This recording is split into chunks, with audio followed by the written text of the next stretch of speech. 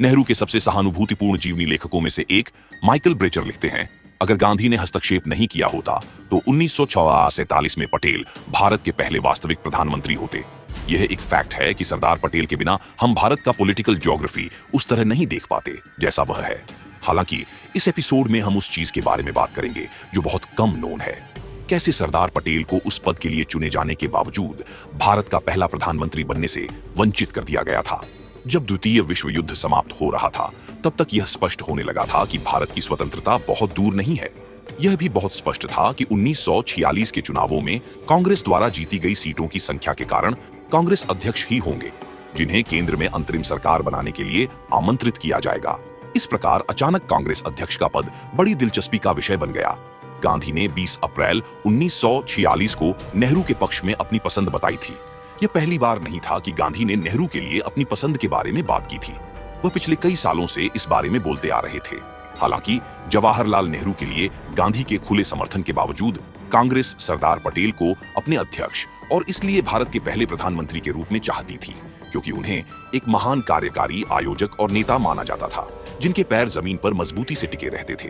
कांग्रेस के अध्यक्ष पद के लिए नामांकन की अंतिम तिथि 29 अप्रैल 1946 थी। उन दिनों कांग्रेस के संविधान के अनुसार प्रदेश कांग्रेस कमेटियां पीसीसी एक निर्वाचक मंडल थी और केवल वे ही चुनाव प्रक्रिया में भाग ले सकती थी। हमें यह नहीं भूलना चाहिए कि इस समय तक गांधी जी ने पहले ही अपनी पसंद बता दी थी। फिर भी 15 प्रदेश कांग्रेस कमेटियों में से 12 ने सरदार पटेल को नामांकित किया, शेष 3 अनुपस्थित रहे। उन्होंने किसी को नामांकित नहीं किया।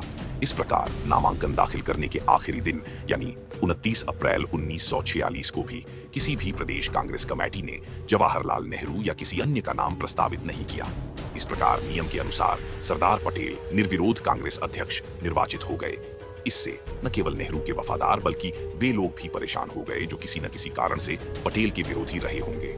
सरदार पटेल को नेहरू के पक्ष में अपना नामांकन वापस लेने के लिए मनाने की कोशिशें शुरू हुई। पटेल ने गांधी से सलाह मांगी, जिन्होंने बदले में गांधी जी ने पटेल से कहा, तुम्हें जवाहर के लिए अपना नामांकन वापस लेना चाहिए। वल्लभ भाई ने तुरंत ऐसा किया। राजेंद्र प्रसाद ने इस बात पर अफसोस जताया कि गांधी ने एक बार फिर ग्लैमरस नेहरू की खातिर अपने भरोसेमंद लेफ्टिनेंट का बलिदान दिया और उन्हें यह भी डर था कि नेहरू ब्रिटिश तरीकों का अनुसरण करेंगे। और शायद ऐसा ही हुआ। जिन अंग्रेजों ने 200 सालों तक भारतीयों पे हर जुल्म किया, उन्हें 21 तोपों की सलामी देके वापस भेजा गया।